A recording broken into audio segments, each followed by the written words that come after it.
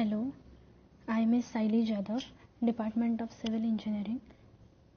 So, in this contract and account subject, now the next one chapter is chapter number 2, contracts. So, in this chapter, we are learning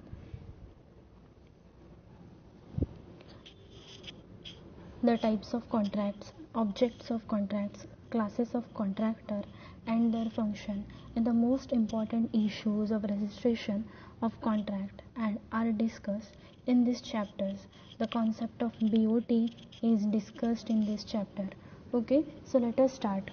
Definition of contract. So the contract is an arrangement between the two parties under specific terms and conditions on which the contractor undertakes the execution of work for a certain amount from the owner or from the department concerned in the case of government works. So contract is an order, the sort of agreement legal and valid, and there must be offer in writing in the form of tender notice.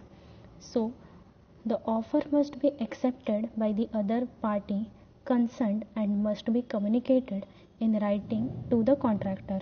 But in case of government and the local bodies, the same should be made under their respective seals. Okay, now the next one is objectives of contracts. So the first one is to get the work done from the experienced person. So the work, whichever work we have to done, is given from that experienced person. Then to used, why we used contracts? To use the advanced equipments and techniques for execution of work. Then to execute the work as per specification.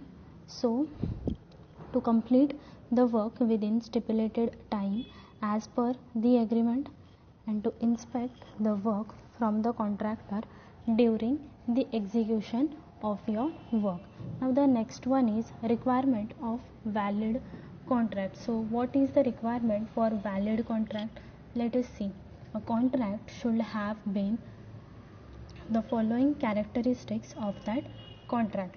So this is the legal contract, so you have to follow the procedures and you have to follow the main format of that contracts. So the first one is contract is in writing. So according to the law, contract should be in writing and should be signed by both the parties. The exact names must be written and signed. In case of joint partnership, the name of the partners are written and signed by only one partner who is having a power of attorney to sign the document. In case of government department, the officer duly authorized signs the contract on behalf of the department. Now the next one is attested by witness. Now attested by witness means the signature of both the parties should be attested by another responsible person or the officer. The seal of the department is also fixed on the agreement. Okay, now the third one is enforced in court of law. So this one is all the conditions should be according to the law, because of the court can enforce only such conditions. The parties signing the contract cannot escape from responsibilities just by saying that they have signed without knowing and without interpretation of conditions. It is the duty of both the parties to study the subject matter and sign. Fourth one is concerned must be competent authorities. So in this, as per the Indian Contract Act, the parties signing the document should be legally competent. The person who are minor, mad and drunken are not legally competent. If they sign, the contract will be void. Fifth one is parties should give free consent for agreement. So both the parties should sign the document without any force by the other parties. Okay, all these are the requirements of valid contract. Now the next one is types of contracts. So there are many types of contracts and different types of contracts which is used for various requirement. Okay, for equipment, for labors, for executing work, okay, for building work, for bridge work.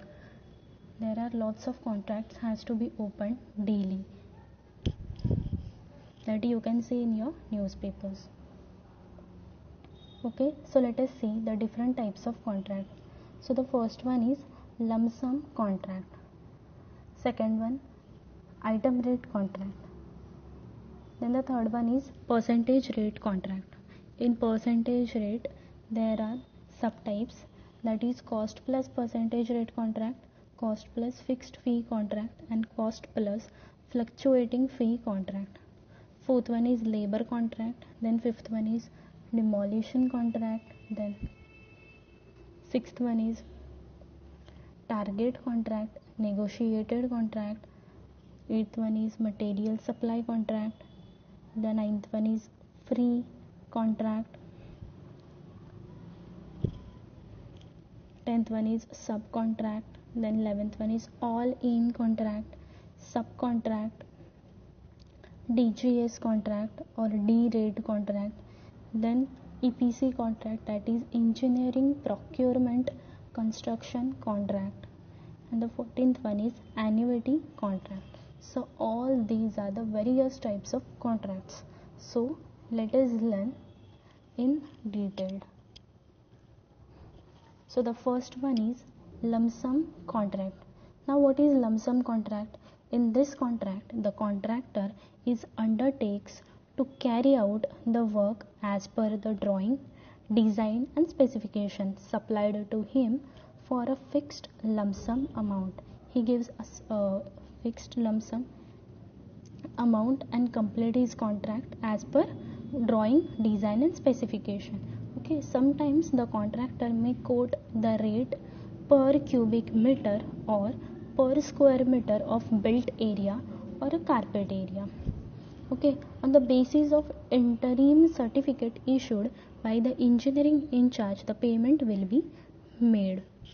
Through the lump sum contract will be made at a regular interval, that is of 2 to 3 months as per progress of work, on the basis of certificate issued by the engineering in charge. Now what is the advantages of lump sum contract?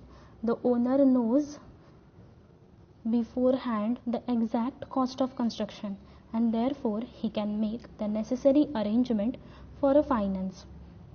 For making the payment, etc., detailed measurement are not required, which saves the work load of engineering in charge. Now disadvantages are no extra work is allowed and contractors may submit high tender. Okay, these are your lump sum contract. Okay, this is your advantages. The progress of work is fast, owner need not require and the total cost of the project known before the completion of work. And the disadvantages, what? Quality of work is not assured and suitable for small work. Now the next one is item rate contract. Now item rate contract means this is also known as unit price contract. In this, the contractors are required to quote rates for each individual items of works on the basis of bill of quantities supplied by the department. In the bill of quantities, the full description of items and their approximate quantities are mentioned. Okay, so the quantities are given always approximate and no binding on the owner or a department. Usually joint measurements are taken both the parties or their representative, and then bills are prepared and submit every month of passing and payment. So the suitability, this type of contract is suitable for the work executed by government, PWD, railways, department, This contract is also suitable for building roads and bridges. Okay, so the advantages is there is no risk for the contractor and hence the quality of work is assured. This contract is allows any extra items. And the disadvantages is the owner is not sure of the total cost of the work till the completion of work. As quantities are likely to vary, there is a possibility of unbalanced tender. Okay. Now the next one is percentage rate contract. So the percentage rate contract in this method are modified form of rate contract. Okay.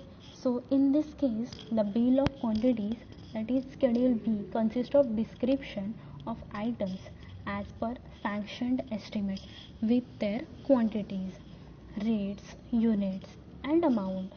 The contractor is asked to quote only the percentage above or below or at per with the rates shown in the schedule. The same percentage figure is applicable to all the items. Okay, now the advantages is it is suitable for private work.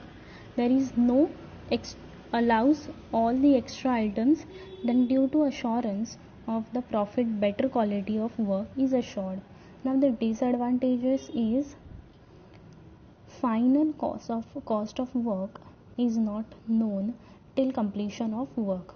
Uncertain and unworkable rates can be quoted by the contractor. Okay. So in this, first one is in percentage rate contracts there are subtypes. Okay, in that first one is cost plus percentage rate contract. So in cost plus percentage rate contract, the contractor is paid actual cost of the work plus certain percentage as a profit for his professional service. Okay, so the no percentage is paid salaries of contractor staff, that is bills, and contractor general offices expenses. The contractor has to keep all the records for a cost of material and cost of labors. Now the advantages is extra items is allowed, suitable for private work, and dispute due to extra items is eliminated. Okay, then disadvantages is total cost of work is known till the completion of work, not suitable for the government work, and there is possibility of fictitious bills prepared by the contractor. Okay, no incentive for the contractor for early completion of work. Now the next one is cost plus fixed fee contract. So in this, contractor is paid the actual cost over and above this agreed lump sum amount and is paid to cover his overhead charges and profit. The contractor receives a fixed fee irrespective of the cost of the work. In this, advantages is dispute due to extra items is eliminated, and the disadvantages is not suitable for government work. Okay, now the next one is cost plus fluctuating fee contract or cost plus variable fee contracts. In this, the contract fee cost is vary. In this type of contract, the contractor will be paid the actual cost of work, and the fee to be paid is worked by referring to some sliding scale. The amount of fees to be paid varies inversely according to the increase or decrease of the estimated cost agreed by the both parties. Okay. So this is the difference between item rate contract and percentage rate contract. So in item rate, there is a contractor agrees work as per rate quoted by him, and in the percentage his contractor agrees to carry out work at a certain percentage below or above the estimated cost.